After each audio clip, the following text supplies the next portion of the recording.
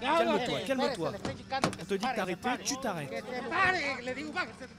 Contrôle musclé à un barrage de miliciens dans l'état de Guerrero au Mexique. Dans ces montagnes isolées, criminels et narcotrafiquants sévissent depuis plusieurs années. Mais les violences se sont aggravées il y a quelques mois sans que l'État central ne réagisse. Exaspérés, les habitants de plusieurs villages ont décidé début janvier de prendre les armes pour se protéger. Sur cette liste, on trouve la majorité des gens qui ont été dénoncés par la population elle-même. Donc on fait des contrôles dans le village et ses alentours, ainsi que sur la route nationale.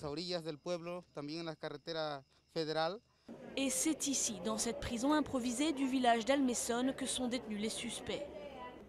27 personnes, dont 4 femmes. Tous soupçonnés d'avoir commis ou participé à des meurtres, des extorsions ou des enlèvements contre rançon. Les plus hardis sont gardés dans une cellule à part pour éviter qu'ils s'échappent. Les miliciens, pour la plupart des paysans pauvres, affirment les traiter avec humanité. Mais ils veulent les faire comparaître devant un tribunal populaire. S'ils sont reconnus coupables, ils seront soumis à une rééducation, en fait, les travaux forcés. On a annoncé que pour nous, c'était 10 contre 1. Tu en attrapes un des nôtres, on en attrape 10 des tiens. On va nettoyer entièrement Ayutla, qui fait partie de la région de la Costa Chica. Les habitants affirment qu'ils n'ont pas d'autre choix. Au Mexique, 99% des crimes restent impunis selon la Commission nationale des droits de l'homme.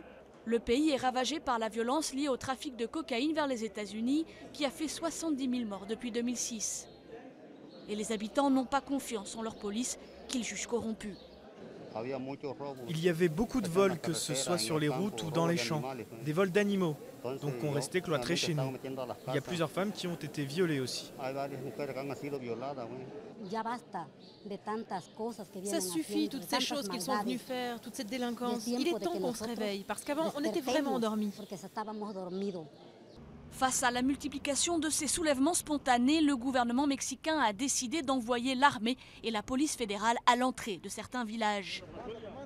Il condamne ces initiatives tout en disant les comprendre. Mais illégaux ou non, les hommes masqués n'ont pas l'intention de déposer les armes.